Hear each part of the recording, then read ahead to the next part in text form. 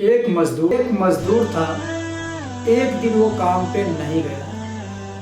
اس کے مالک نے سوچا مجھے اس کی تنخواہ میں اضافہ کر دینا چاہیے تاکہ یہ اور دل جمعی کے ساتھ کام کرے اور آئندہ غائب نہ ہو۔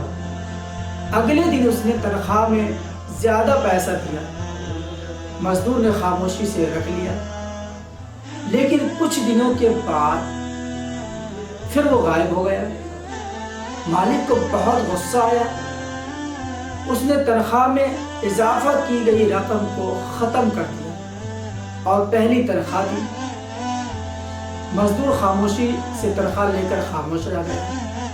مالک نے پوچھا جب میں نے تنخواہ میں اضافہ کیا تب بھی تم خاموش تھے، اور آج جب کہ میں نے تمہاری تنخواہ میں کمی کر دی ہے پھر بھی تم خاموش ہو، کیا بات ہے؟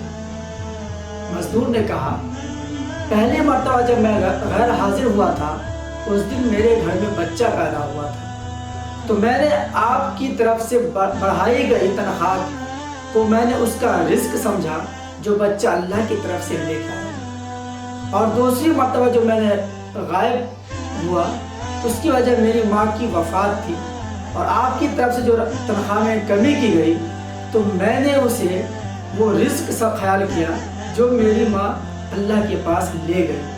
جب رزق کا ذمہ اللہ نے خود لے لیا ہے تو مجھے پریشان ہونے کی کیا ضرورت ہے؟